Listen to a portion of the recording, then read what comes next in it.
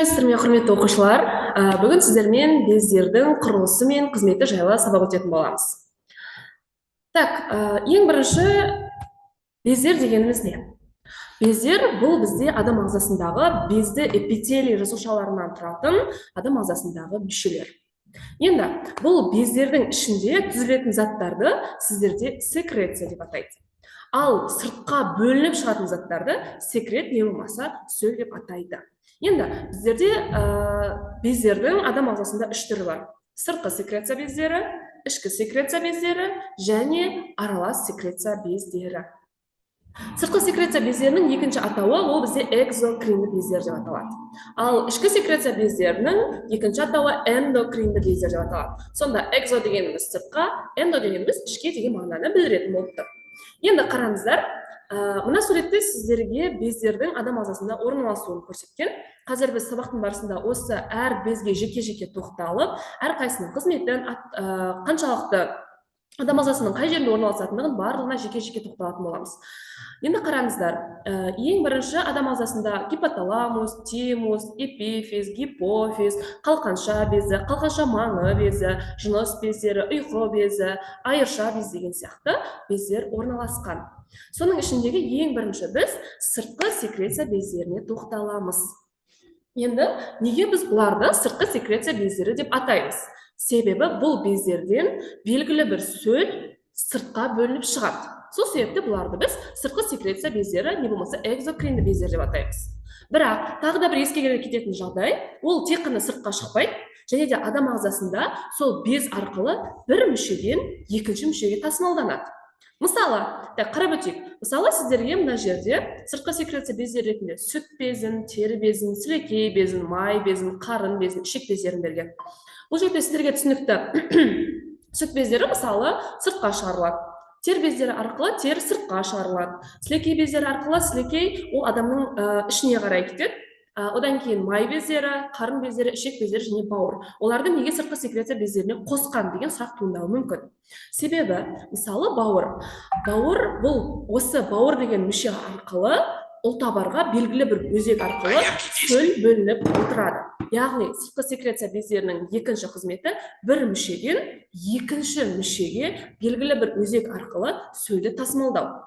Сонда сіздер бұл жерде жаттап аласыздар. Сыртқы секреция бездері арқылы бөлінетін сөл ол біріншіден сыртқа шығады, ал екіншіден кейбіреулерінен бір мүшеден екінші мүшеге тасымалданады. Енді мына жерде оны ерекшеліктерін бөліп көрсеттік. Бөліп шығару өзегі болады. Секреттері, яғни бөлініп шығатын заттары мүшелерге не болмаса дененің сыртына бөлінеді, және секреттері көп түзіледі, және де көп бөлінеді, яғни грамм, миллиграмм деген сияқты көп мөлшерде түзіліп отыратын болады. Және де тағы да оның бір ерекшелігі, ол көп түзілсе де, не болмаса аз түзілсе де, адам ағзасына алып келетін ешқандай зияны жоқ болып табылады. Енді келесі ол бізде ішкі секреция бездері. Ішкі секреция бездерінің сыртқы секреция бездерінен айырмашылығы бұл жерде бөлінетін заттар, яғни бұл ішкі секреция бездерінен бөлінетін затты біріншіден біз гормон деп атаймыз, және гормондар сол без арқылы тікелей қанға өтіп отырады. Енді қараңыздар. Яғни бұл жерде тағы да бір ерекшелігі, сөлді бөліп шығаратын ешқандай да өзегі болмайды. Бұл ішкі секреция бездерінен бөлінетін секреттерді біз гормондар деп атаймыз, және де бұл аз мөлшерде бөлінеді. Яғни сыртқы секреция бездері сияқты көп мөлшерде бөлінбей, өте аз мөлшерде, яғни миллиграммен ғана бөлініп отырады. Және де сөлі тікелей адамның қанына барады. Яғни бұған жататындар гипофиз, эпифиз, қалқанша безі, қалқанша маңы безі, айырша без, және де бүйрек үсті бездері осы ішкі секреция бездеріне жатады. Енді бұның сыртқы секреция бездерінен тағы да бір ерекшелігі, ол бұл жерде бөлінетін гормон адам ағзасында көп бөлінсе де, аз бөлінсе де, адам ауруға ұшырайды. Яғни бұл гормондар адам ағзасында күнделікті тек белгілі бір мөлшермен, яғни орта есеппен міндетті түрде бөлініп отыруы керек. Так, келесі аралас бездер. Аралас бездерге тек екі ақ безді жатқызамыз біз: ұйқы безі және де жыныс безі. Яғни бұлардың өзінің атайып тұрғандай аралас бездер. Яғни бұл бір мезгілде қанға гормонды да бөледі және де өзектері арқылы сөлді де бөледі. Және де бұған тек қана осы ұйқы безі және де осы жыныс бездері жататын болып келеді. Келесі енді гормондарға тоқталайық. Бүгінгі жалпы сабақта біз эндокринді бездермен танысатын боламыз. Енді мен жаңа сіздерге атап айттым, эндокринді бездерден бөлінетін заттарды біз гормондар деп атаймыз дедік. Енді қараңыздар, гормондар ішкі секреция бездерінен бөліп шығаратын, ағза мүшелерінің қызметін өзгерте алатын биологиялық белсенді заттар. Ал осы гормондардың адамның ағзасына әсер етіп, адам ағзасында не болмаса жақсы жағынан, не болмаса жаман жағынан, яғни ауруға ұшырап отыруына гуморальды реттелу деп аталады. Яғни гормонның адам ағзасына әсері ол бізде гуморальды реттелу деп аталады. Енді эндокринді бездердің мына жерде сіздерге орналасуы берілген. Ең бірінші гипофиз, қалқанша безі, қалқанша маңы безі деген сияқты. Енді бұл гормондар мен жаңа сіздерге атап айттым, яғни көп бөлінсе де, аз бөлінсе де адам ауруға ұшырайды деп. Енді гормондардың адам ағзасында өте көп мөлшерде түзілуін біз гиперфункция деп атаймыз. Ал адам ағзасында аз бөлінуін керісінше гипофункция деп атайды екенбіз. Енді осылардың әрқайсына жеке-жеке тоқталып қарастырайық. Ең бірінші гипофиз. Гипофиз ол бізде аралық мида орналасқан, және де бұл гипофиз адам ағзасындағы ең маңызды без. Неге? Себебі қалған бездердің барлығынан тек қана бір ғана гормон бөлінсе, ал гипофиз безінен 25 түрлі гормон бөлінеді екен. Және бұл 25 түрлі гормон арқылы адамның қалған жаңағы қалқанша безі, қалқанша маңы безі деп айттық, сол бездердің гормондарын басқарып отырады екен, тек қана ұйқы безінен басқа. Ұйқы безі ғана осы гипофизге бағынбайды. Енді сіздерді тестте келетін нәрсе қанша түрлі гормон бөлінеді, және де оның ең басты гормоны қандай? Бұның ең басты гормоны ол бізде соматотропин гормоны. Қазір оған қайта келеміз. Гипофиз безі. Енді гипофиз безінің сіздерде салмағы, не болмаса пішіні сіздерді тестте келеді. Яғни бұл гипофиз безінің пішіні үрме бұршақ тәрізді болып келген. Ересектерде оның салмағы 0,5-0,65 граммды құрайды екен. Так, атап айтқанымыздай, одан бөлінетін гормон ол бізде соматотропин, яғни өсу гормоны деп аталады. Енді сіздерде тестте келетін ең басты нәрсе, әрбір гормонды береді, және де оның гипофункциясын көрсетіңіз, гиперфункциясын көрсетіңіз деген сияқты сұрақтармен келеді. Енді соматотропин гормоны, өсу гормоны, егер де ол жеткіліксіз жағдайда болса, яғни оның гипофункциясы кезінде адамда ергежейлілік ауруы, яғни бойы қысқа, яғни кішкентай адамның бойы өспей, адамның ағзасына әсер етеді екен. Ал егер соматотропин гормоны керісінше адам ағзасында өте көп мөлшерде бөлінетін болса, онда керісінше жаңағыдай гиперфункциясы кезінде адамдар алыптық ауруына ұшырайды. Қараңыздар, мына жерде суретте сіздерге жаңағы ергежейлілік ауруымен және алыптық ауруымен ауыратын адамдардың суреттері көрсетілген. Енді тағы да бір айтатын нәрсе, соматотропин гормоны ересек адамдарда тағы да бір жаңағыдай көп бөлінген кезде, гиперфункциясы кезінде алыптық ауруынан басқа акромегалия ауруымен де ауруы мүмкін екен. Енді акромегалия ауруы дегеніміз не? Ол адамдардың именно саусақ сүйектері, аяғы және де бет сүйектерінің ұзарып өсу ауруын бізде акромегалия деп атайды. Сонда қараңыздар, мына суретте сіздерге адамның жағының ұзарып өскендігін көрсеткен, яғни осы акромегалия ауруымен ауыратын адам болады екен. Келесі без, ол бізде қалқанша безі.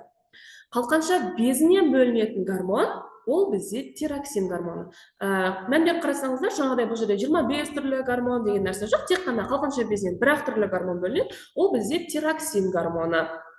Енді бұл адам ағзасындағы тироксин гормонының гиперфункциясы мен гипофункциясы адамның өзінің тәулігіне қабылдаған йодтың мөлшеріне тікелей байланысты болады екен. Яғни сіз йодты шамадан тыс көп пайдалансаңыз, сізде гипофункция, ал өте аз пайдалансаңыз, гипофункция ауруына ұшырайсыздар. Енді сіздер йодты кәдімгідей обычно йодты алып ішпейсіздер. Ол жерде йод адамға тікелей жаңағы мысалы тұз арқылы, яғни көптеген тамақтар арқылы адамның ағзасына еніп отырады. Енді егер тироксин гормоны, яғни біз йодты күнделікті аз мөлшерде қабылдаймыз, сол себепті тироксин гормоны өте аз бөлінеді, яғни гипофункциясы кезінде адамда эндемиялық зоб ауруы, яғни осы қалқанша безінің ісініп кету ауруы болады екен. Келесі, тағы да аз мөлшерде түсетін болса, осы жаңағы эндемиялық зобтан басқа микседема ауруына шалдығуы мүмкін адамдар. Яғни микседема ауруының белгілері, мына жерде суретте қарасаңыздар, микседема ауруымен ауыратын адамның сурет көрсетілген. Яғни ол адам шамадан тыс семіреді, дене температурасы 35 градус болады, және де адам үнемі тоңып жүреді, күш қуаты адамда болмайды, әлсіз болады, сол себептен оның қайта-қайта ұйқысы келе береді. Яғни жаңағы гипофункциясының бір ауруы. Келесі, сіздерде тестте келетін тағы да бір астын сызып айтатын нәрсе, жас балаларда тимазин гормоны аз бөлінсе, кішкентай балаларда, жас балаларда жетіспесе деген ауру келсе, ол бізде кретинизм. Кретинизм ауруымен ересек адамдар ауырмайды, в основном жаңағы осы кішкентай балалар ауыратын болып келеді. Осыған назар аударып жаттап алыңыздар. Келесі енді гиперфункциясы, яғни тироксин гормонының көп бөлінуі кезінде адамда Байзедов ауруы, не болмаса оны біз бадырақ көз ауруы деп атаймыз. Байзедов ауруы деп атайтын себебіміз, осы бадырақ көз ауруын ашқан ғалым ол Байзедов деген ғалым, яғни сол себепті ашқанына орай осы ауруды сол адамның, яғни сол ғалымның атымен атаған екен. Енді Байзедов ауруының белгілері сіздерде тестте келетін, бұл жаңағы гипофункциясына тура қарама-қарсы. Яғни бұның жүйке жүйесі шектен тыс қозады, яғни адам өте қатты ашуланшақ болады, яғни ашуланып, үнемі стрессте жаңағыдай жүргендіктен оның жүрегі жиі соғады, жүрегі жиі соққандықтан оның тыныс алуы жиілейді, дене температурасы үнемі 37-38 градуста жүреді. Бағана біз гипофункциясы кезінде айттық, ұйқысы келе береді, әлсіз болады деп, ал гиперфункциясы кезінде керісінше, яғни адамның мүлде ұйқысы келмейді. Сол ұйықтамағандықтан, оның жаңағыдай ұйықтамағандықтан, көп тамақ жемегендіктен ол шамадан тыс қатты арықтайды. Ұйықтамайды, көп тамақ жемейді, жеген тамағының өзі адамның ағзасына сіңбейді. И сол себептен жаңағыдай ол қатты арықтап кетеді. Арықтап кеткені соншама, мына жақтағы бетіндегі бұлшықеттерінің барлығы қалмай, барлығы кетіп, оның орнына тек қана сүйекке мына біздің теріміз жабысып қалады. И сол себептен адамның көзі алдыға қарай кішкене шығып, жаңағыдай көзі өте үлкен болып көрінеді. Жүрегі және де басқа мүшелері жаңағыдай тез ауырғыш, яғни жаңағыдай иммунитеті өте нашар болып келеді екен. Келесі ол бізде қалқанша маңы безі. Енді қалқанша маңы безі деп өзінің аты айтып тұрғандай, бұл тура жаңағы біздің қалқанша безінің жанында орналасады екен. Яғни астында 2, үстінде 2, жалпы қалқанша маңы безінің саны ол 4. Енді қалқанша маңы безінің қызметі ол бізде адамның сүйегіндегі фосфор мен кальцийдің мөлшерін реттеп отырады екен.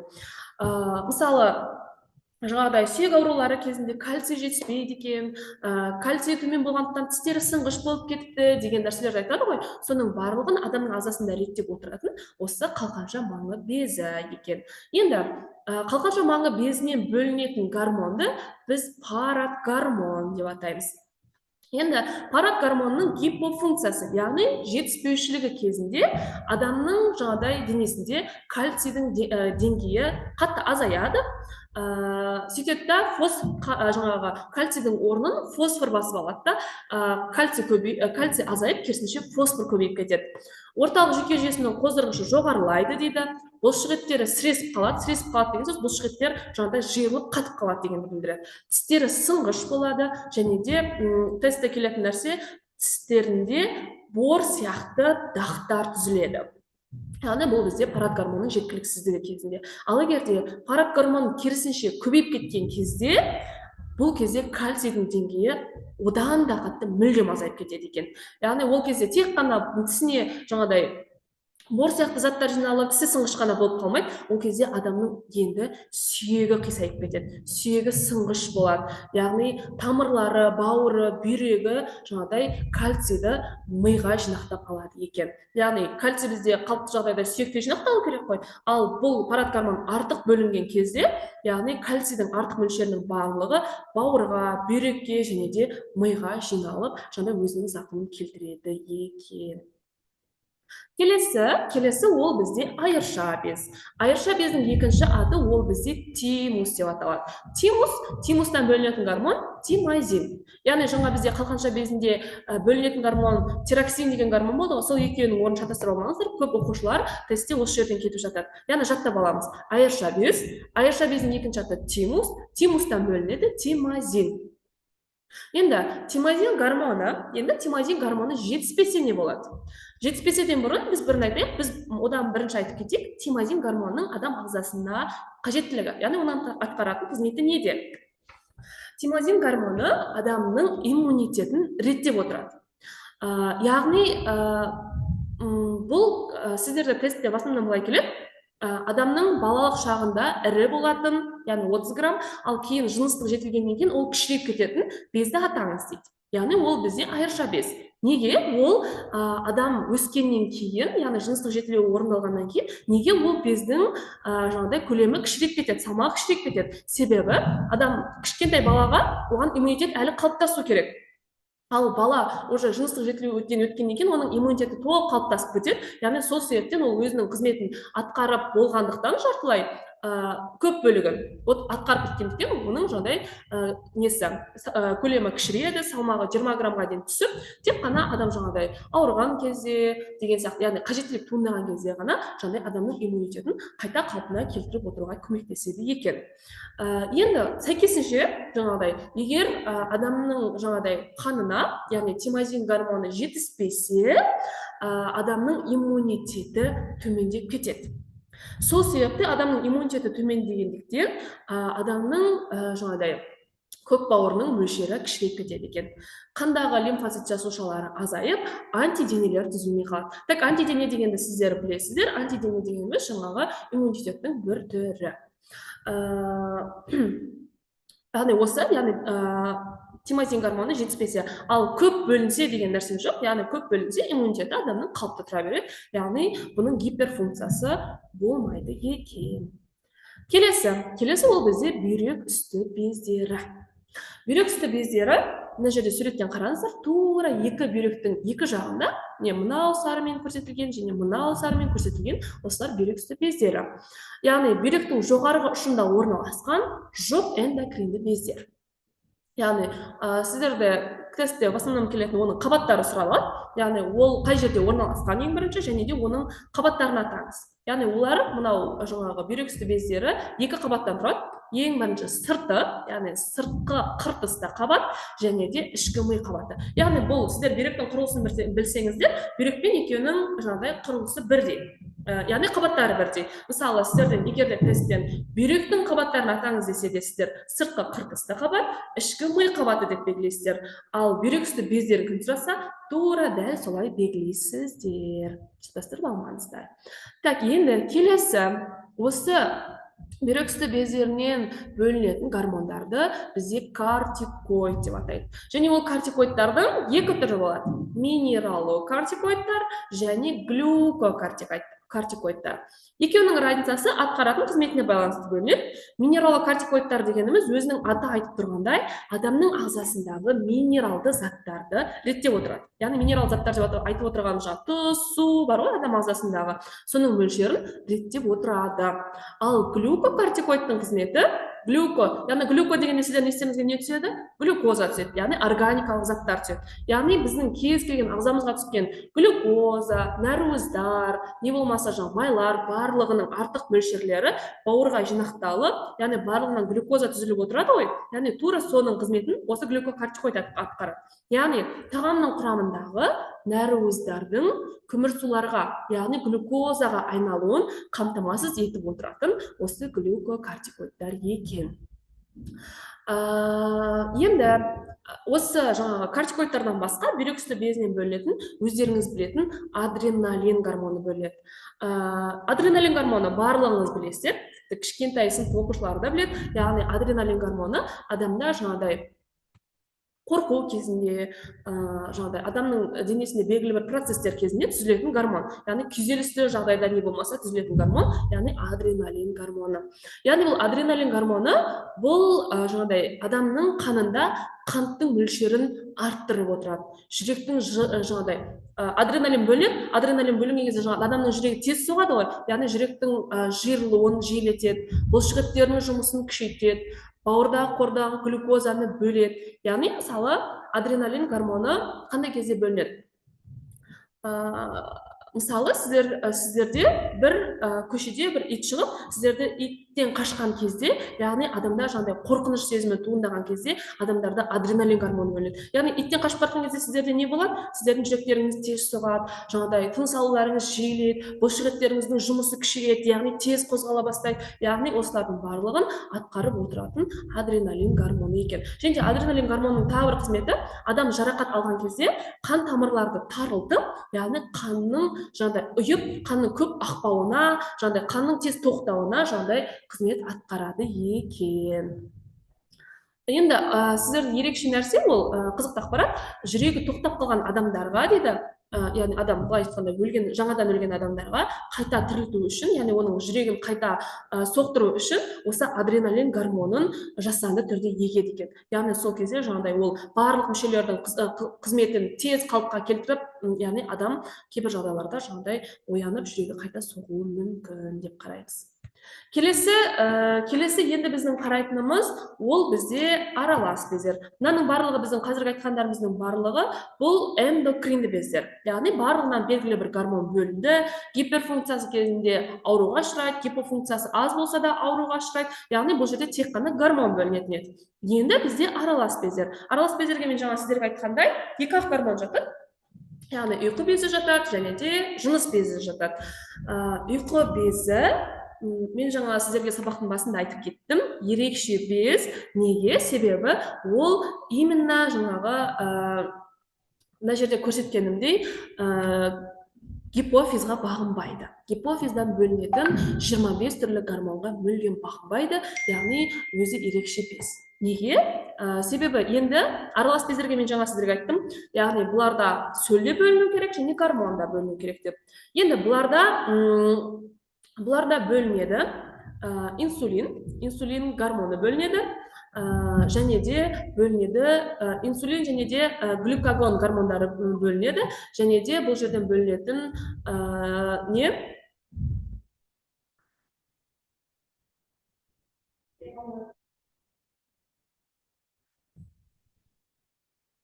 Так, енді бөлінетін гормондар сонда инсулин және де глюкагон гормондары, ал бөлінетін сөл ол бізде панкреатин. Панкреатин сөлі ол бізде ұйқы безінен бөлінетін сөл, және де ол, мен жаңа айттым, сыртқы секреция бездері бір мүшеден екінші мүшеге қарай белгілі бір өзек арқылы бару керек деп. Яғни ұйқы безінен ұлтабардың арасындағы өзек арқылы жаңа панкреатин сөлі барып отырады. Ал панкреатиннің қызметі ол бізде жаңағы адамның ағзасындағы ферменттердің қызметін жаңағыда жоғарылатып отырады. Яғни ас қорытуға қатысатын сөл болып табылады. Ал инсулин енді гормондары ол инсулин гормоны адамның қанындағы глюкозаны ерімейтін глюкагонға айналдырып, қанттың мөлшерін төмендетіп отырады. Сіздер білесіздер, жаңағыдай көп жағдайда естіген шығарсыздар, яғни сахарный диабет, жаңағыдай қантты диабет деп айтып жатады ғой, яғни қант диабетке, сахарный диабетке ұшырапты адамдар деп. Яғни ол кезде адамның ағзасында шамадан тыс жаңағыдай қант, яғни сахар көбейіп кетеді. Сол кезде адамдар жаңағыдай ауруға ұшырайды. Яғни ол не үшін? Себебі адам ағзасында инсулиннің жеткіліксіздігінен, яғни гормонның жеткіліксіздігінен, яғни гипофункциясы кезінде. Яғни инсулиннің сонда қызметі адамның ағзасындағы глюкозаны реттеп, яғни адамның қанының мөлшерін, адамның қанындағы қанттың мөлшерін реттеп отырады екен. Яғни жаңағыдай тестте келетін тағы бір сұраққа инсулин жетпесе, адам қант диабетімен ауырады. Қант диабеті мен қантсыз диабетін бір-бірімен шатастырып алмаңыздар. Так, келесі глюкагон ол қанның құрамындағы глюкоза мөлшерін тұрақты етіп сақтайды. Яғни жаңағы бізде адам қанының құрамында 0,12% глюкоза бар деп атаймыз ғой. Яғни глюкозаның жаңағыдай көп болып кетуі, аз болып кетуі де жаңағыдай адамдарды ауруға ұшыратып жатады. Яғни глюкозаның мөлшерін сақтап тұрақты етіп отырады, және де бұлшықет пен бауырдағы гликогенді глюкозаға айналдырып отырады екен. Келесі соңғы без ол бізде жыныс бездері. Жыныс бездерінен де сонда сіздерде гормон бөліну керек және сөл бөліну керек. Енді біз бұл екі жыныс безін, яғни ерлердің жыныс безі және әйелдердің жыныс безі деп екеуін екі бөліп қараймыз. Ең бірінші ерлердікін қарайық. Ерлердің жаңағыдай аралас без ретінде бұлардан бөлінетін гормон тестостерон гормоны. Енді тестостерон гормонының ерлерге әсері, яғни тестостерон гормоны бөліну кезінде жаңағы балалардың дауыстары жуандайды, сақал мұрттары шығады, иықтары кеңейеді, денелі болады, ірі болады, жаңағыдай күшті болады деген сияқты. Яғни соның барлығы тестостерон гормонына байланысты. Яғни даусының жуандауы, дене пішінінің өзгеруі, яғни тестостерон гормонына байланысты. Ал олардан бөлінетін сөл, ол бізде сперматозоид. Яғни сперматозоидтардың бөлінуі, ол бізде сөлге жатады. Яғни оның көп бөлінуі, аз бөлінуі, ол ешқандай да жаңағыдай ерлерге ешқандай зиянын тигізбейді. Ал гормондарының жаңағы тестостеронның көп бөлінуі, аз бөлінуі, ол енді балаларды ауруға ұшыратады. Мысалы, жаңағыдай ерлерде тестостерон гормоны жеткіліксіз жағдайда бөлінген болса, жаңағыдай олардың дауыстары жіңішке болады. И мысалы сіздер кейбір балалар қарасаңыздар қыз сияқты болады, жаңағыдай жіңішке сөйлеп, нәзік, сондай бір. Яғни солардың барлығы ұлдарда тестостерон гормонының жетіспеушілігінен болады екен. Келесі енді әйелдердің жыныс бездерінен бөлінетін гормон, ол бізде эстрадиол және прогестерон гормондары. Яғни мына гормондарды толық жаттап алыңыздар. Яғни ол сіздерде екі түрлі келуі мүмкін. Яғни әйелдердің жыныс бездерінен бөлінетін гормонды атаңыз, ерлердің жыныс гормондарын атаңыз деген сияқты. Яғни гормондар тақырыбы мүлдем тесттен қалмайды. Ең актуальный, өзекті тақырып. Жоқ дегенде бір сұрақ міндетті түрде келеді. Так, енді әйелдердің жыныс гормондары, яғни эстрадиол мен прогестерон, яғни олардың атқаратын қызметіне. Ол әйелдердің нәзік болуын, яғни дене пішінінің, сүт бездерінің қалыптасуын, терасындағы майлардың жинақталуын, даусының жіңішке болуын, нәзіктігін, соның барлығын осы тікелей жаңағыдай жыныс бездеріне тікелей байланысты екен. Яғни енді жетіспесе ше, яғни әйелдерге де осы эстрадиол, прогестерон жетіспесе, олардың ағзасында тестостерон гормоны. Яғни сіздер қараңыздар, жыныс бездерінен бөлінетін тестостерон мен эстрадиол гормондары, яғни әйелдер мен ерлердің гормондары, ол әйелдерде де ерлерде де болады. Мысалы, қыздарда эстрадиол, прогестерон гормоны бар деген сөз, ол тестостерон мүлдем жоқ дегенді білдірмейді. Яғни өте аз мөлшерде тестостерон гормоны болады.